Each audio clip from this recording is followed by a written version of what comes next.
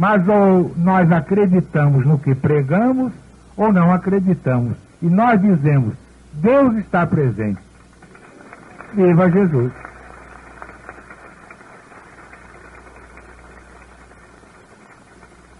E vocês querem ver a importância das testemunhas reais do Cristo de Deus?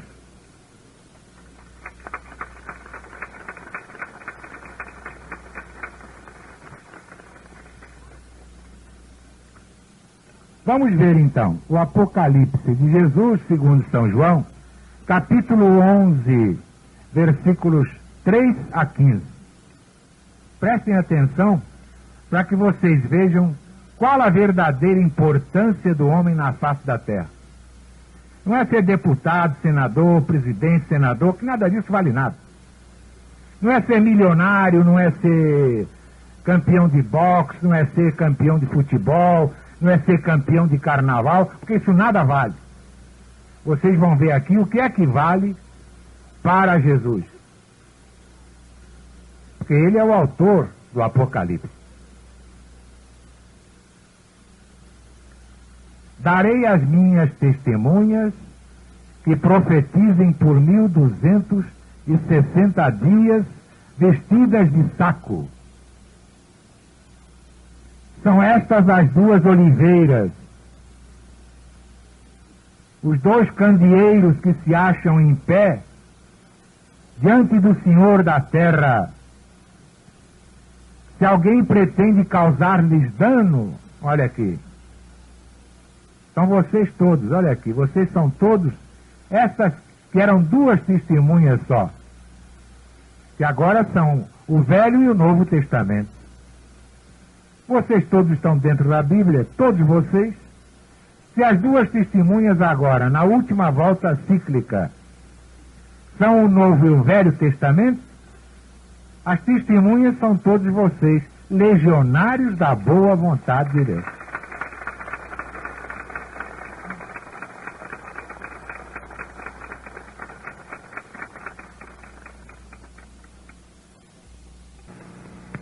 Mas é que eu estou sempre em conversa com Deus. E orar é conversar com Deus.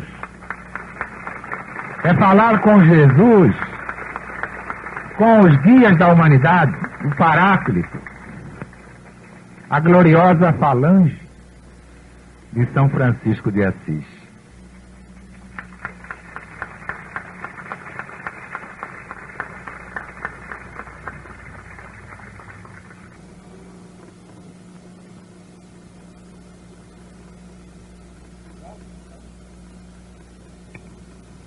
Volto então ao Apocalipse, que é de Jesus, segundo São João. Darei as minhas duas testemunhas que profetizem por 1260 dias vestidas de saco. São estas as duas oliveiras, os dois candeeiros que se acham em pé diante do Senhor do mundo. Se alguém pretende causar-lhes dano, sairá fogo de suas bocas para devorar os inimigos. Sim, se alguém pretender causar-lhes dano, certamente deverá morrer. Prestem atenção. Vejam como a vida do legionário está assinalada entre os 144 mil do símbolo apocalíptico. Como cada um de vocês já está debaixo da proteção divina até o fim dos tempos.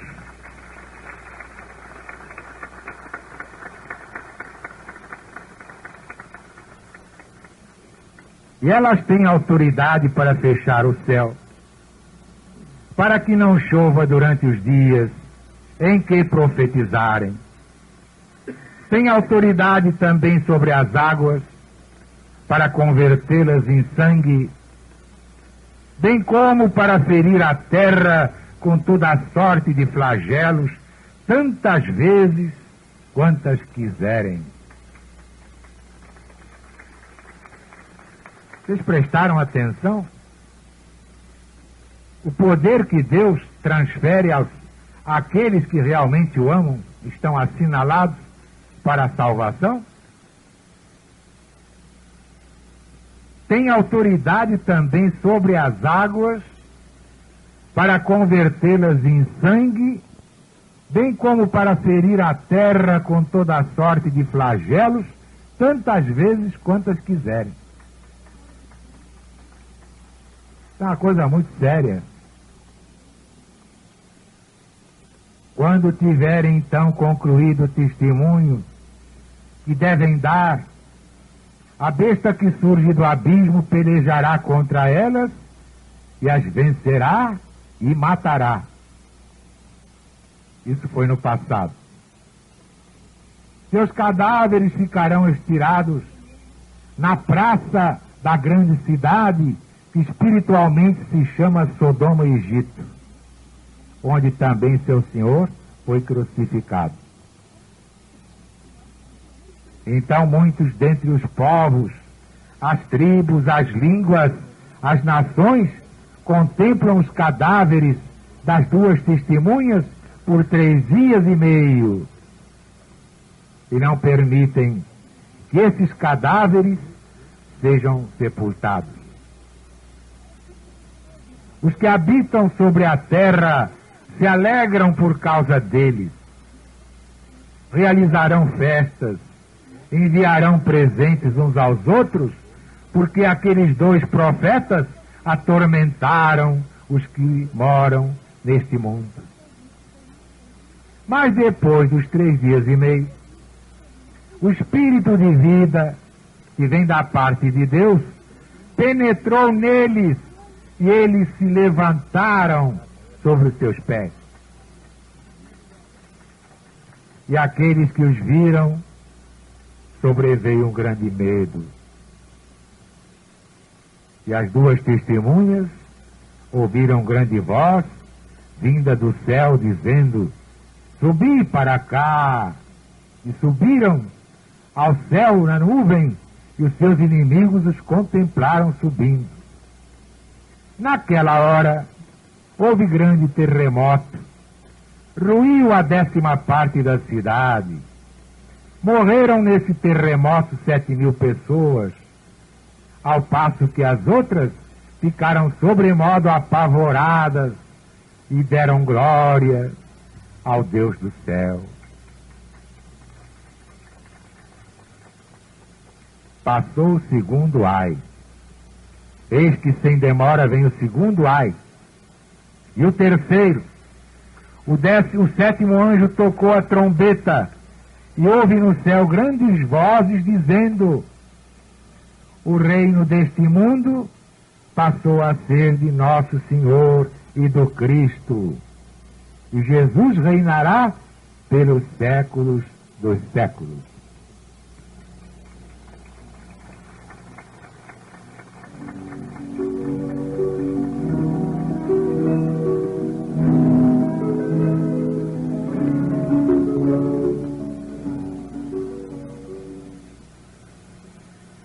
Muita gente não entende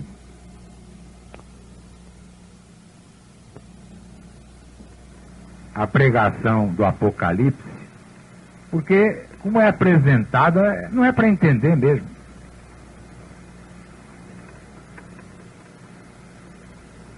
Vocês devem ter visto, nesta joia de Jesus, que é a religião de Deus,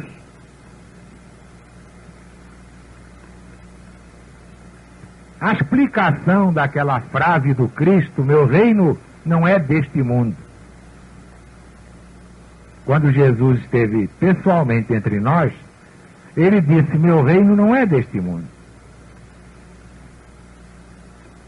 Essa frase, divulgada ineptamente, porque analisada ao pé da letra,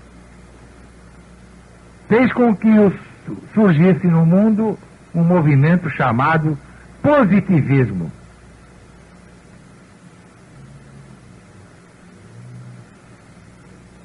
Porque os adeptos de Comte diziam: Jesus não pode ser o Deus da terra, o seu guia espiritual, porque sua declaração demonstra o seu pouco caso para com os terrícolas, os habitantes da terra.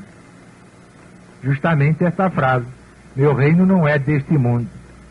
Eles achavam que Jesus estava menosprezando o mundo, menosprezando o planeta chamado Terra.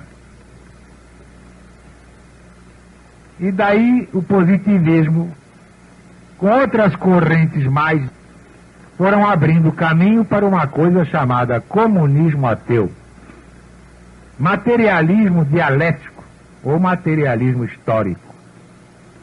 E essa confusão que vemos no mundo, uma beleza de confusão. Nunca se viu uma confusão igual. Ninguém se entende.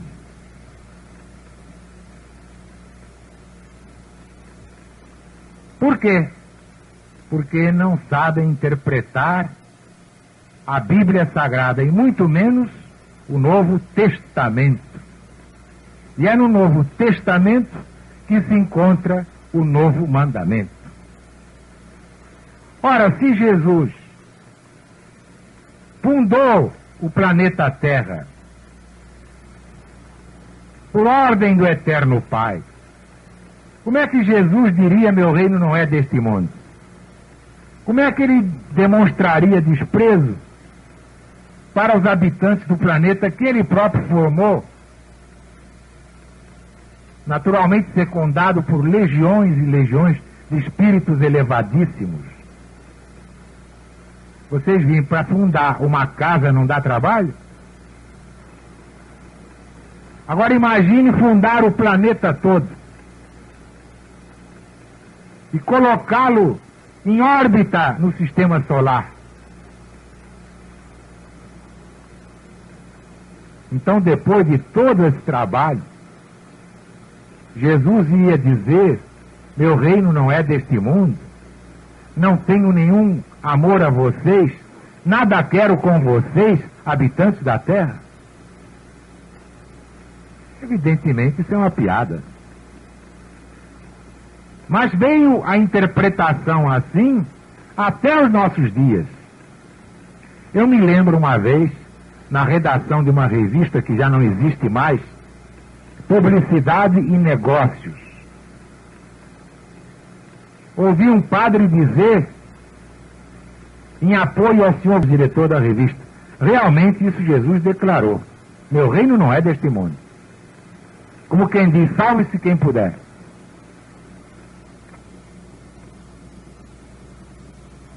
Ora, a LBV explicou muito bem o sentido desta frase.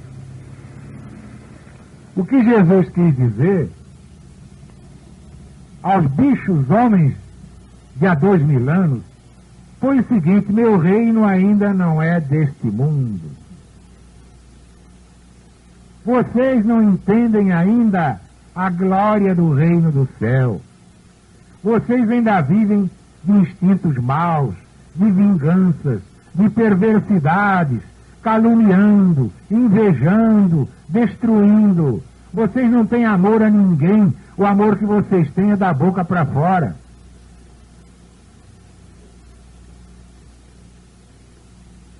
Por isso meu reino ainda não pode ser deste mundo.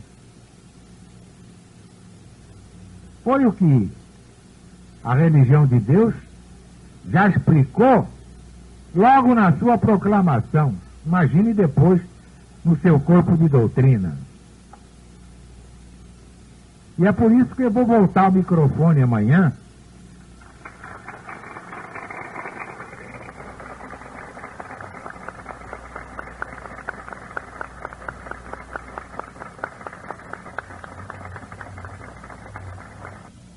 é porque realmente há muito que explicar. A todo momento, vocês querem ver um caso típico? Eu não tenho tempo para ler jornais e revistas, então a minha mulher lê para mim aquilo que sabe que eu vou querer passar aos olhos. Então levou uma coluna do jornal Última Hora, assinada pelo senhor Malbataan. que é pseudônimo ou criptônimo do professor Júlio César de Melo Souza. Então ele cita Moisés e Ezequiel. Moisés dizendo: o Homer é a 10ª parte do Efi, ou Efá. E Ezequiel diz o contrário: o Efá é a 10ª parte do Homer. Então ele, se vangloriando e dizendo: tremenda contradição da Bíblia Sagrada, mas afinal, com qual dos dois está o erro? Já sai assim. Com qual dos dois, Moisés ou Ezequiel, está o erro? Então diz: bom, acho que o erro está com Ezequiel. Ah, meu Deus, que gracinha. Ele não sabe que Ezequiel foi um dos maiores profetas de todos os tempos da humanidade.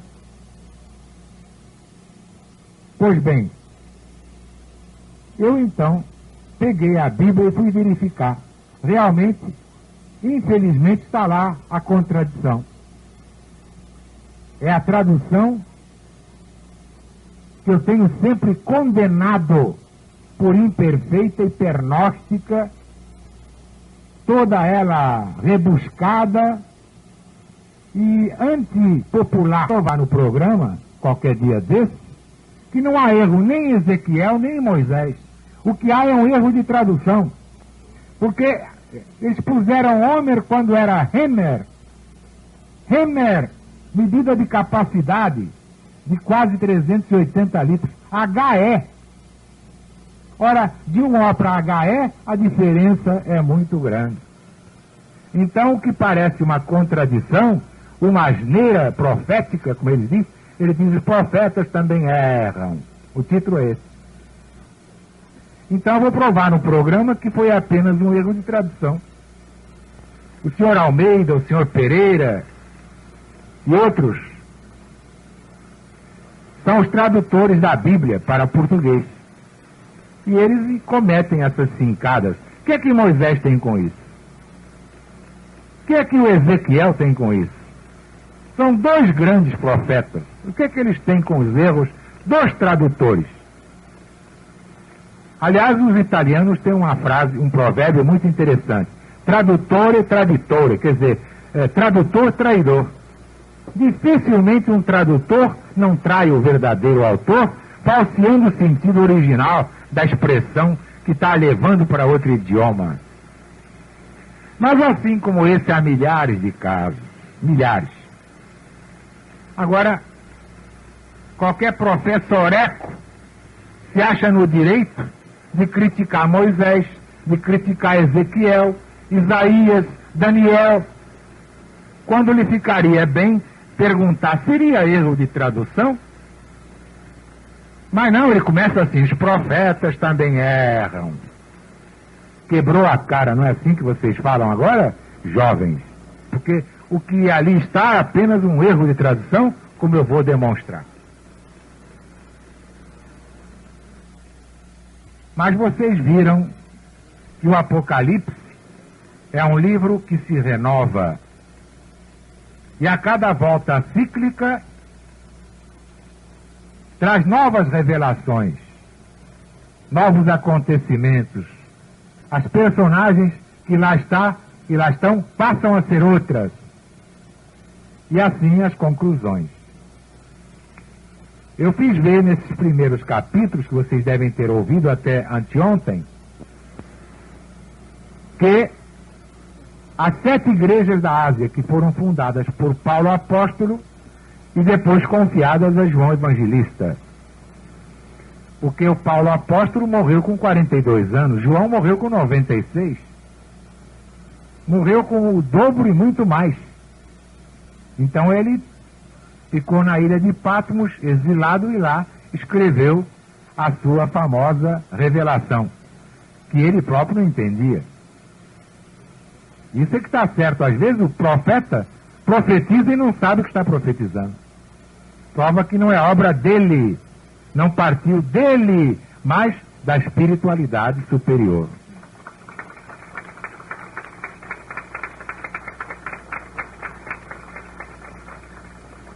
Pois bem, vocês sabem o que é que são hoje as 7 igrejas da Ásia?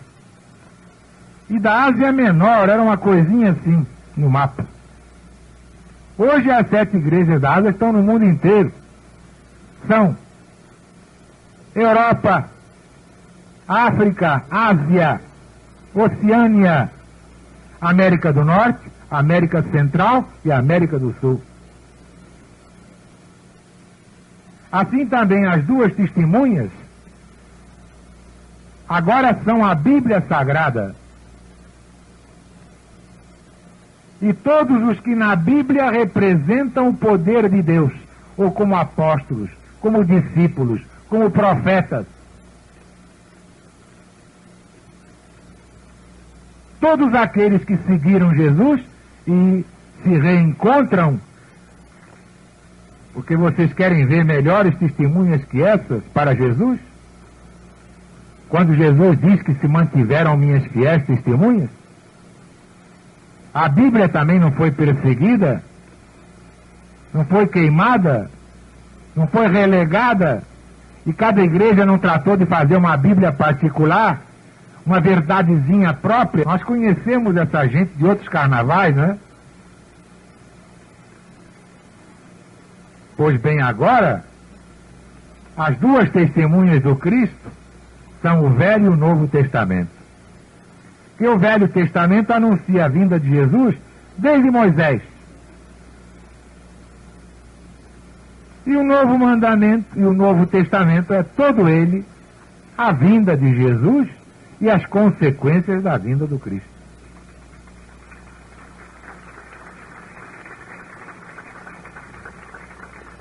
Ninguém está na LBV por acaso.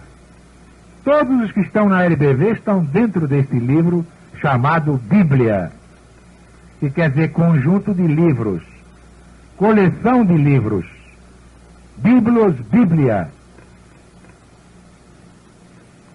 Mas é para nós o livro máximo, o livro dos livros, o livro mais importante do mundo. E nele, atualmente, o mais importante chama-se Apocalipse, que é de Jesus, na psicografia e na vidência de João Evangelista.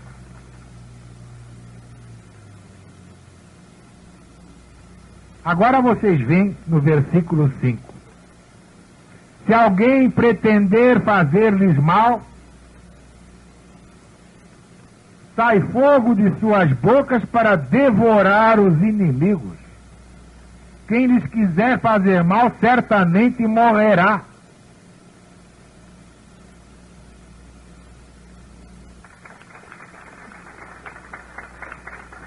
Por isso eu não me vanglorio. O poder não é nosso, é do Cristo. Mas eu posso fazer uma lista de todos os que se meteram comigo para me calar e foram confiscados, desencarnaram. Todos que quiserem me molestar enquanto eu estiver a serviço de Deus, podem sair da vida assim, de repente. Quem trabalhar por Jesus e for molestado, pode ter essa surpresa, desencarnar de repente. Quem o diz não sou eu, está aqui, é Jesus quem diz. Porque diz que todos são guardados por Ele.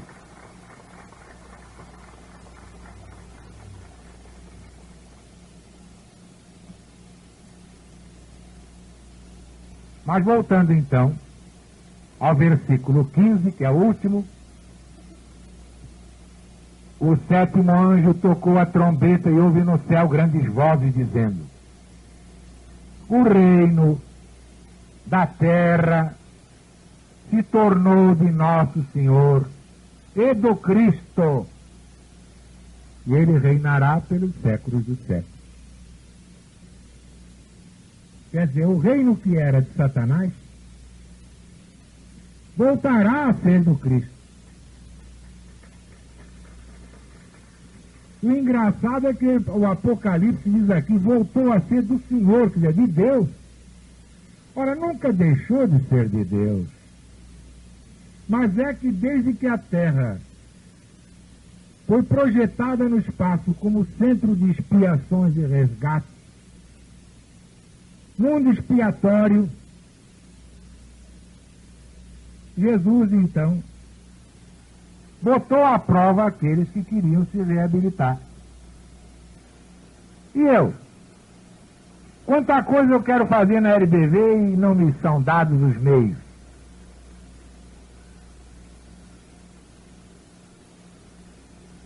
Tanta coisa que está acontecendo que eu queria evitar e não posso. Porque Deus não deixa. Por quê? Porque há um karma coletivo dos habitantes deste planeta. Então é por isso que Jesus, há 2000 anos, tinha dito: meu reino não é desse mundo. Então vocês não poderão ser felizes, porque quem manda aqui embaixo é Satanás.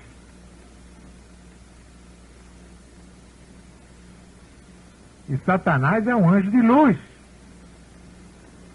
Então vocês aprendem com isso que não basta ser espírito de luz. Pode ser espírito de luz e fazer o mal. Porque Deus também criou a vaidade. Existe a vaidade para o bem e a vaidade para o mal. Existe o orgulho para o bem, existe o orgulho para o mal. São criações divinas. Então dizer como a aliança da traição: livra-me, ó Deus, da lepra da vaidade, é chamar Deus de leproso. Porque não há uma pessoa que não tenha vaidade. E se aparecer, eu desmascaro. Não há uma que não tenha vaidade.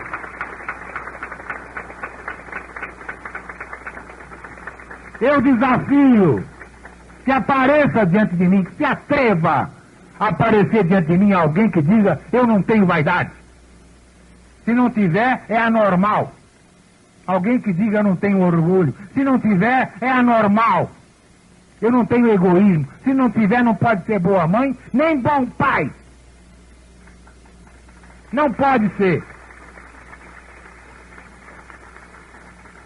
É porque esses pregadores de Araque não leem Bíblia e não têm cultura científica. Se eles conhecessem as funções do cérebro, veriam lá a vaidade, o orgulho, o egoísmo, o apego, que são qualidades criadoras. Eu me orgulho de não ser ladrão. Eu tenho a vaidade de dizer que faço tudo o que posso pelos meus semelhantes.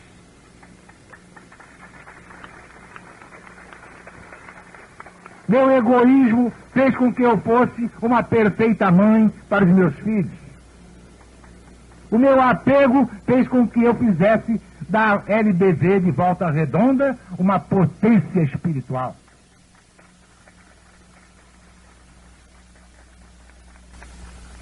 Mas a maioria não sabia disso, não.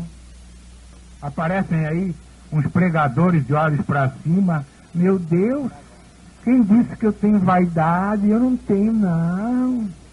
Nunca tive orgulho, eu nunca tive egoísmo. Eu sou puro, puro, puro. Você acredita nisso? Que haja alguém perfeito neste plano de imperfeições?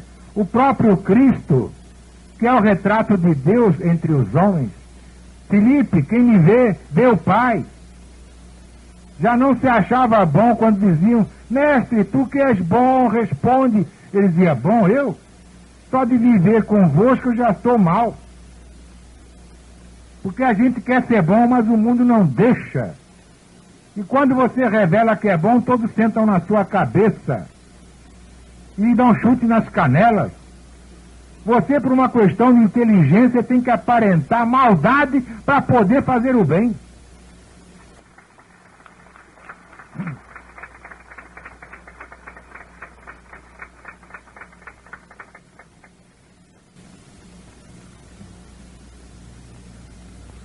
Mas Deus é tão bom que premiou o nosso sofrimento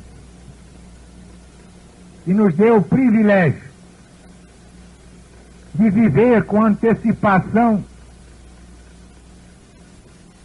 a religião que vai vigorar no 3º milênio. Muita gente não entende isso. Pretensão, religião de Deus. De fato, se fosse uma obra de homem, seria pretensão. Mas é que Jesus volta ao seu planeta. E nunca foi de Satanás coisa nenhuma. Está entregue a Satanás, enquanto a população do mundo tem sentimentos que a identificam com Satanás. E o semelhante atrai o semelhante. Para os habitantes do mundo, só o Satanás mesmo. E você tira um que presta e 1 milhão que não presta. Ou será que eu estou enganado, hein, Ari? Você acha que o mundo é de gente boa? De gente caridosa? Esses politiqueiros são homens que a gente possa venerar? O que é que essa terra merece? Watergate, Vietnã, Oriente Médio,